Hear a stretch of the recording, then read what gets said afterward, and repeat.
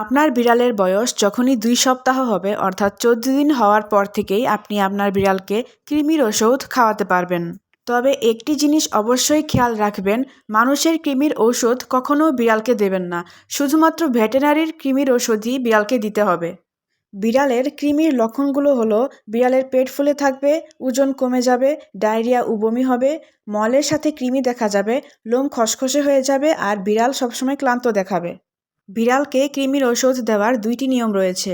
আপনার বিড়াল যদি পুরোপুরি ঘরে থাকে, বাইরে না যায়, ইঁদুর পাখি না ধরে, কাঁচা মাছ মাংস না খায়, তাহলে বছরে ২ বার বিড়ালকে কৃমির ওষুধ খাওয়াতে হবে। অর্থাৎ প্রতি ৬ মাস পর ২ ডোজে ওষুধ খাওয়াতে হবে।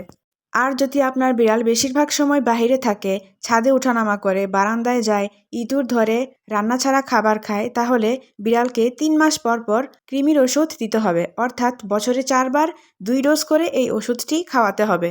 স্ক্রিনে ট্যাবলেট আকারের যে ওষুধটি দেখতে পাচ্ছেন সেই ওষুধটির নাম হেলমিনটিসাইড এল। এই ওষুধটি তিতা হওয়ায় সহজে আপনার বিড়াল ওষুধটি খেতে চাবে না।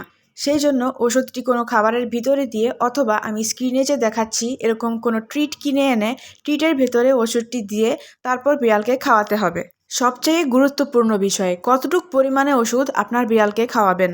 আপনার বিড়ালের ওজন যদি ১০ কেজি হয় তাহলে পুরো একটি ট্যাবলেট খাওয়াতে হবে। আর যদি আপনার বিড়ালের ওজন ৫ কেজি হয় তাহলে একটি ট্যাবলেট ভেঙে তার অর্ধেক খাওয়াতে হবে এবং অবশ্যই বাকি অর্ধেকটি ফেলে দিতে হবে।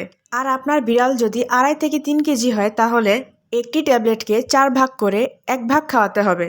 ভিডিওটি যদি আপনার উপকারী মনে হয় তাহলে অবশ্যই আমার এই ছোট চ্যানেলটিতে সাবস্ক্রাইব করবেন। বিড়াল নিয়ে কখনো কোনো প্রশ্ন, কনফিউশন থাকলে অবশ্যই আমাকে কমেন্ট সেকশনে জানাবেন। আমি সকল প্রশ্নের সহজ ও নির্ভরযোগ্য উত্তর দেওয়ার চেষ্টা করব।